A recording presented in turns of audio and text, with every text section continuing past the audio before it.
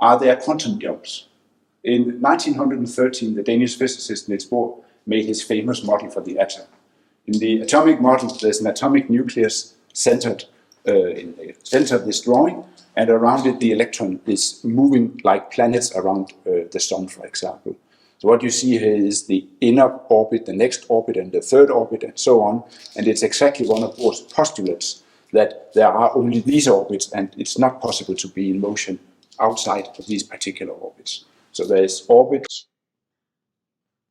number 1, number 2, number 3, etc. And in these orbits, the electron has particular energies. E1, E2, E3, etc. The orbits are stationary, and the atomic system is not radiating light or giving away energy as long as the electron stays in its orbit. But the electron can do something really strange in Bohr's description. The electron can jump from one orbit to another one. So this quantum jump introduced by Niels Bohr is a very non-physical, at least very much in disagreement with classical physics process, in which you suddenly go from one ring road around a city to the one closer to the city center. And in this particular case, of course, there is an energy difference, because the electron had initially here the energy E2. It ends up in a state with energy E1, and the energy difference E2 minus E1 is released, and it's released is a form of radiation energy of a single quantum of light, a photon, and the photon is drawn here. So the photon energy is going to be equal to this atomic energy difference. So delta E, the energy difference, is equal to the energy of the photon. Now, this is all postulates, but it serves one and only one purpose: to explain why atoms are radiating light with very particular frequencies. The orange light that you see on the highways when you drive home in the evening comes from a jump like this in sodium atoms, where the electron jumps between two different orbits. And it has exactly this orange color. If you take another atom like neon, you find a red color. Bohr's theory was a quantitative theory. He could also give formulas for these energies for the case of hydrogen atom, a very simple atom. And that formula was actually very, very precise, up to 5 and later 7 digits of precision. A wonderful theory. Bohr's theory did not work for more complicated atoms than hydrogen. So the quantum jump is a fine idea, but the formula for the EI does not work for other atoms, but for hydrogen. Only for hydrogen atoms. Bohr, of course, did his best, and Sommerfeld in Germany did their best to see if they could actually solve this problem for other atoms. But eventually they gave up, and a new theory emerged, and that theory is called quantum mechanics.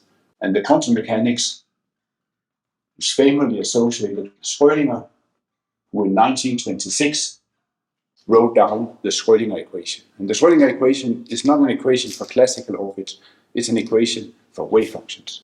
So you have a function of r and t, position and time, and Schrödinger gives an equation for this wave function. The equivalent to Bohr's orbits is that they are stationary solutions to Schrödinger's wave equation. So I just want to demonstrate it here without equations.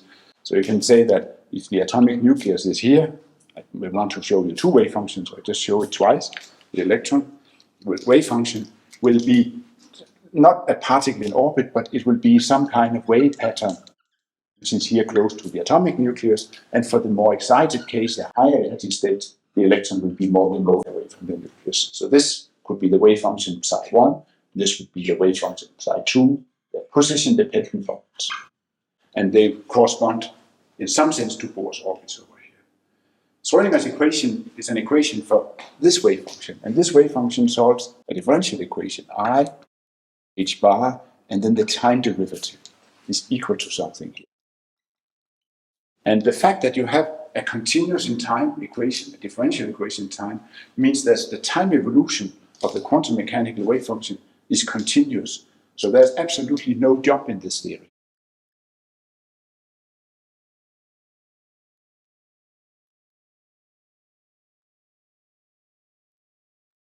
Because the equation of motion is completely continuous in time.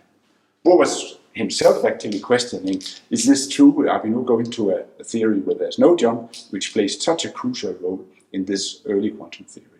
But let's go back and look a little bit more at this quantum mechanical description, because there was something I was not completely telling to you. These are the stationary states, but if you actually solve for the atom, it is still possible also for the Schrödinger atom to emit light.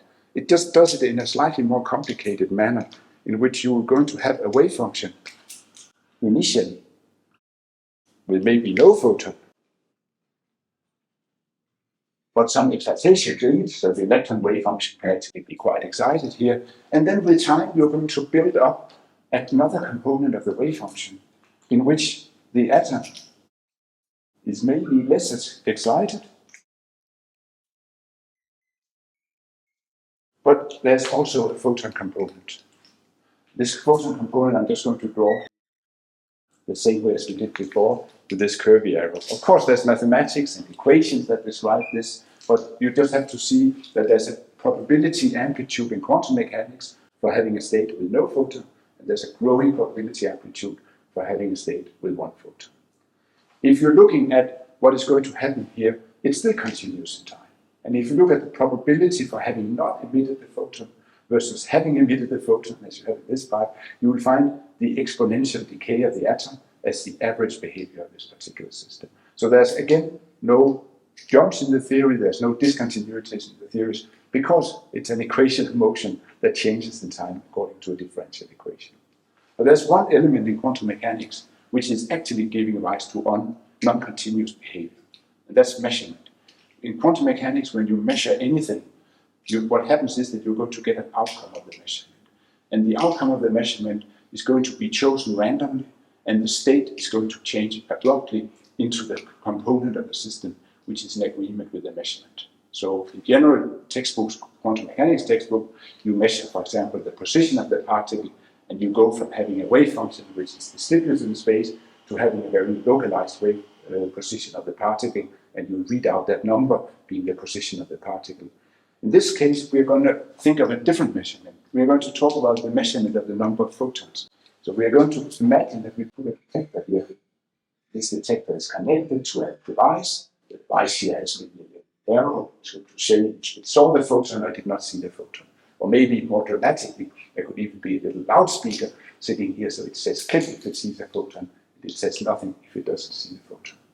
So the quantum mechanical analysis of the measurement process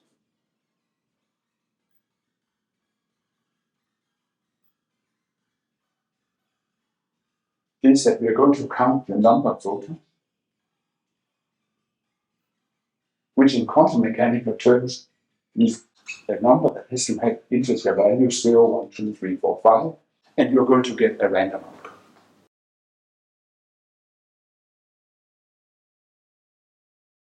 Among these numbers. And if you get 0, the state is projected onto this part of the wave function, where the value of number of photons is 0. And if you get 1, you're projected on that part of the wave function, where the number of photons is 1, the photon that I make in this drawing. So it's the detector click of 1 to n equal to 1 photons that is causing the transition of the atomic system from being dominated maybe by the first component here to actually being given by the second component here. So the quantum jump is now associated with the measurement back action of getting this click. So in contrast to Bohr's theory, where the electron jumps first and then emits the photon, we still have quantum jumps also in quantum mechanics. But in quantum jumps that occur in quantum mechanics, it's because we do the measurement process. And because we get the measurement outcome 1, we also get the quantum jump in the system. So the answer to the question, are there quantum jumps? Well, if you don't look, the average behavior shows no jumps. But if you put the detector and you look for the photons, then you actually get the jumps. So yes, to the question, there are quantum jumps, but only